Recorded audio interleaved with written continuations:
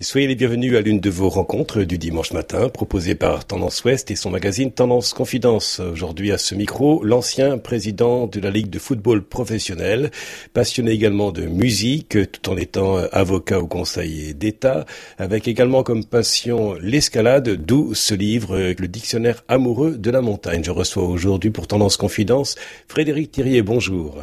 Bonjour. Avec vous, nous allons parler Jeux Olympiques, nous allons parler aussi, bien sûr, football et aussi l'une de vos passions qui est la montagne. Entre le football et la montagne, il y a un point commun, le sommet. C'est vrai que j'ai plusieurs passions dans ma vie. Le foot, bien sûr, en est une, mais la montagne l'a toujours été. Et puis j'en ai encore d'autres, comme la musique, le chant, le théâtre. En quoi la montagne est-elle belle ? Votre question me rappelle une conférence. À quoi tient la beauté des montagnes ? D'où ça vient ? Et en réalité, personne n'a aujourd'hui la réponse, pas plus qu'on a la réponse à cette question, mais bon sang, pourquoi sommes-nous toujours tentés d'aller là-haut sur les montagnes, quitte à souffrir, à avoir mal, à risquer parfois même sa vie ? Il y a des réponses spirituelles. Jean-Jacques Rousseau pensait qu'en élevant son corps, on élève son esprit. Voltaire, d'ailleurs, se moquait de lui beaucoup à ce propos-là, en lui disant « Mon cher Jean-Jacques, s'il suffisait de s'élever de quelques mètres pour devenir meilleur, ça se saurait. » Certains viennent y chercher la beauté, certains viennent y chercher la méditation, le sport, la performance. Moi, je crois que c'est l'aventure. Et une autre forme d'aventure dans votre parcours professionnel, Frédéric Thiriet, vous êtes également avocat à la Cour de cassation. Je suis avocat au Conseil d'État à la Cour de cassation, qui est un très beau métier. Après avoir été de l'autre côté de la barre, c'est-à-dire membre du Conseil d'État et avoir fait l'ENA, et après celle d'avocat que j'ai embrassée un peu sur le tard, vers la quarantaine, qui offre cet extraordinaire avantage de la très grande liberté d'esprit et d'indépendance. Et ce passage pendant 14 ans, comme président de la Ligue de football en France, ça laisse certainement des empreintes, peut-être quelques cicatrices ? Ça laisse pas de cicatrices, ça laisse beaucoup de joie, parfois des frustrations sur les choses qu'on n'a pas réussi à faire suffisamment avancer, mais beaucoup de joie, beaucoup de très très belles rencontres, et parfois le sentiment d'avoir fait des bonnes choses. J'ai beaucoup de chance, j'ai une mémoire sélective, je ne retiens que les bonnes choses que j'ai pu avoir dans ma vie. Vous avez de la chance. La médecine aussi vous a tenté. La médecine, c'est prendre soin d'un corps. Le foot, c'est apprendre à faire équipe, c'est apprendre à faire corps. Mais comment faire corps lorsque chacun pense à lui-même ? Mais ce que vous dites tombe très bien, car ça rejoint une des théories que j'ai essayé de confronter à la pratique, qui est que entre deux mondes apparemment aussi différents que la montagne, l'alpinisme disons, et le football, il y a énormément de points communs. Le socle des valeurs de l'un et de l'autre de ces sports est le même. L'effort, la discipline, la solidarité. Solidarité de l'équipe, des 11, solidarité de la cordée. Et d'ailleurs, avec mon ami himalayiste Marc Battard, nous avons emmené 11 jeunes footballeurs en difficulté d'insertion sociale près de l'Everest, pour montrer justement ces valeurs communes au football et à la montagne. Savoir aussi, dans le milieu du foot, dans le milieu de la montagne aussi, savoir se délester de l'accessoire pour s'ouvrir à l'essentiel, ce n'est pas rien que de laisser l'accessoire au vestiaire pour rejoindre l'essentiel qui est de faire équipe et qui est pour aller loin, il faut ménager sa monture. Oui, il faut se débarrasser effectivement de ce que vous appelez l'accessoire, qu'on peut appeler se débarrasser des métaux. Vous savez, Lionel Daudet, qui est à la fois un alpiniste et un bel écrivain, a cette phrase que j'aime beaucoup. Il dit « Au fond, on n'escalade jamais que sa montagne intérieure ». Et il y a aussi un proverbe chinois que j'aime beaucoup et que je cite en exergue de mon livre, qui est « Quand tu es arrivé au sommet de la montagne, continue de grimper ». Voilà, je livre ça à la réflexion de nos auditeurs. Continuer de grimper pour rejoindre quoi ? Un ciel intérieur ? Oui, on peut le dire. On peut le dire comme ça. Autrefois, vous savez, vers le 14e, 15e siècle, on allait parfois on allait chercher Dieu au sommet des montagnes. Comment y voir clair entre l'éthique économique et l'éthique du football ? J'ai toujours professé l'idée qu'un sport peut faire coexister un secteur, je dirais, amateur, un secteur de pratique de masse, et un secteur économique. plus tournée vers le spectacle. C'est évident dans le football. Vous avez le football de masse et vous avez un football spectacle dont je me suis occupé pendant plus de 14 ans. Mais c'est la même chose dans les autres sports. Et c'est la même chose dans le secteur culturel. Vous savez, je suis un passionné de théâtre et de musique et j'ai une pratique amateur de l'opéra et de l'opérette. Il n'y a pas de jalousie à avoir entre le monde amateur et le monde professionnel. Les deux ont besoin l'un de l'autre. La condition que j'y mets, c'est que le secteur professionnel doit maintenir l'exemplarité de certains comportements. Ça a été un de mes chantiers peut-être les plus difficiles au niveau du football. C'est d'ailleurs pour ça que dès que je suis arrivé, j'avais écrit un texte qui s'appelait la charte éthique du football, qui fait maintenant partie, je dirais, de la Bible des textes réglementaires du football. J'y crois beaucoup. Nous avons créé un Conseil national de l'éthique du football qui visait précisément à sanctionner les comportements non pas illégaux, mais immoraux et contraires aux valeurs. Oui, ce sont des thèmes que vous aviez abordés en 2013 dans un précédent ouvrage avec comme titre « Le foot mérite mieux que ça », un livre paru aux éditions du Cherche Midi. Vous abordiez les thèmes du salaire des joueurs, la violence, le racisme, le dopage, les matchs truqués. Oui, j'avais commis, avant le dictionnaire amoureux de la montagne, un livre sur le football qui s'appelle « Le foot mérite mieux que ça », où j'essaie de montrer que beaucoup d'accusations, de préjugés défavorables sur le football professionnel reposent sur des malentendus. Ce qui ne veut pas dire que le football professionnel n'ait pas des défauts à corriger. Loin de là, il en a beaucoup à corriger.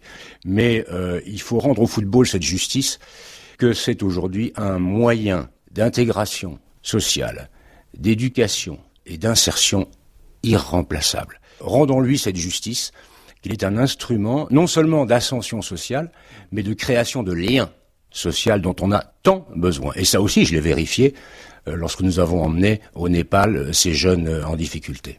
Mais lorsque nous voyons le coût des transferts qui peut atteindre plusieurs millions d'euros pour le transfert d'un joueur, cela peut apparaître peut-être pour certains auditeurs comme étant indécent.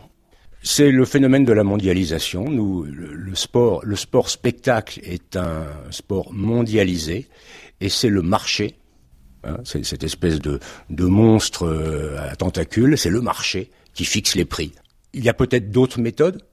Fixer les prix unilatéralement par un organisme extérieur, un peu comme la planification à la soviétique. Je vous avoue que je n'y crois pas trop. Pour l'instant, c'est le marché qui fixe les prix, les salaires et les transferts. La France va accueillir en 2024 les Jeux Olympiques. J'imagine que pour vous, c'est une grande joie. Paris 2024 a réussi parce que les dirigeants ont eu l'intelligence de mettre en avant le mouvement sportif. C'était ça qu'il fallait faire. Le mouvement sportif, les sportifs, leur éthique, leur exemplarité. Quel lien établissez-vous entre la mer et la montagne pour celui qui en est aussi passionné ? Kersozon, des maisons, même combat. J'aime bien cette formule parce qu'elle correspond à la réalité. Moi, j'ai eu la chance, autrefois, dans une vie antérieure, de faire beaucoup de navigation à voile. Bon, pas traverser l'Atlantique, mais enfin, de difficiles navigations, notamment en Bretagne. Et je pense que le montagnard et le marin, fondamentalement, sont les mêmes. C'est la même chose qu'ils recherchent. C'est une recherche intérieure née de la confrontation avec les éléments. La mer et la montagne sont, disons-le, deux mondes hostiles et difficiles pour l'homme. Celui qui s'y risque va s'y chercher d'abord lui-même. Et il se réalise. Alors, je ne dis pas qu'il veut absolument, il veut frôler la mort pour mieux vivre, mais tout de même, il y a quelque chose là. Approcher le danger pour vivre plus fort. C'est le très grand alpiniste Reinhold Messner, l'italo-autrichien, qui disait ça. Frôler la mort pour vivre plus fort et se sentir plus en vie. Voilà, il y a quelque chose là de commun entre la mer et la montagne. Se trouver soi-même dans la confrontation avec les éléments. Sans provoquer la mort. Non, bien sûr. Alors, contrairement à ce qu'on a pu dire à un moment, les alpinistes ne sont pas suicidaires. Il n'y a pas plus étranger à la mentalité d'un alpiniste que de dire qu'il va chercher la mort là-haut. Parce que l'alpiniste, par définition, il veut pouvoir redescendre vivant pour pouvoir recommencer et se livrer à sa passion. J'ai fréquenté, Dieu merci, de très grands alpinistes, d'ailleurs dont certains ont disparu malheureusement. Je pense à Jean-Christophe Lafaille, qui était un très très grand himalayiste français, qui a été le premier homme au monde à réaliser un 8000 sans oxygène, en solitaire et en hiver. Vous n'imaginez pas à quel point sa préparation était méthodique, obsessionnelle presque, sur la qualité du matériel, la préparation physique, la préparation mentale. Cet homme n'avait absolument rien de suicidaire, au contraire. La mer, avec son horizon, la montagne et son altitude, là aussi 2 lieux d'émerveillement. Oui, il y a une formule que j'aime énormément, qui est de l'anglais John Ruskin, qui était à la fois un poète et un peintre du 19e extraordinaire. Il disait les montagnes sont les cathédrales de la terre, et il ajoutait les montagnes, ce sont ces grandes vagues immobiles.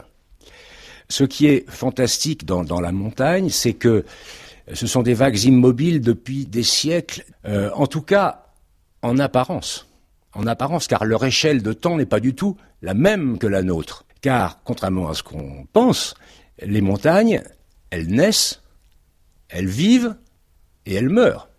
On les voit se transformer sous l'influence de l'érosion, des changements de climat, etc.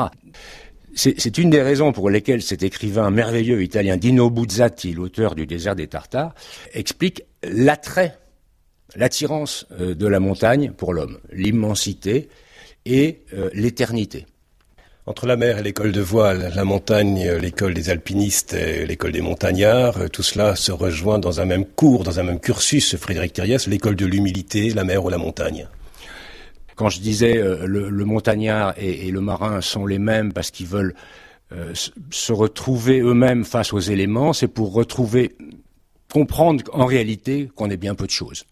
On ne conquiert pas une montagne, on essaie qu'elle vous laisse passer tranquillement. Et c'est pareil pour la mer. On ne combat pas la mer en furie, on ne combat pas la tempête, on essaie qu'elle vous laisse passer. Donc c'est une démarche qui doit être humble, tout en ayant bien sûr le souci de sa propre sécurité, non pas tant pour soi-même d'ailleurs, que pour ceux qu'on a laissés à terre, pour les marins, ou en bas, pour les alpinistes. Que ce soit donc avec nos cordes vocales, avec ce souffle qui les anime et qui les fait vibrer, ça peut être la tempête avec notre voix, ça peut être la brise légère avec le silence. Vous écrivez: le silence est la récompense de celui qui part en montagne. Le silence est d'or. Alors pour autant, pour trouver le silence en montagne, il faut le chercher. Ce n'est pas évident. C'est pas en allant faire du ski dans une grande station de sport d'hiver que vous allez trouver le silence. Vous allez trouver du bruit. Même lorsque vous pratiquez l'alpinisme, vous avez des voies d'escalade qui sont tellement fréquentées qu'elles résonnent de coups de marteau et de cris d'hiver. Non, si on veut trouver le silence en montagne, il y a une méthode. Il faut y aller l'hiver en ski de randonnée, où là vous pouvez passer 3-4 jours sans rencontrer bien sûr une seule personne, et dans un silence total. Je crois que c'est Amélie Nothomb, que j'aime énormément, qui avait cette belle formule. Elle disait: si le silence s'incarnait dans une matière, ce serait la neige. Ça, c'est très très vrai. Une citation peut-être que vous aimeriez écrire en lettres d'or dans votre bureau ou chez vous, Frédéric Thiriez, reprenant peut-être beaucoup de citations, vous en avez donné pour illustrer votre propos de cette émission accordée à Tendance Confidence, diffusée sur Tendance Ouest. Une citation qui vous est chère?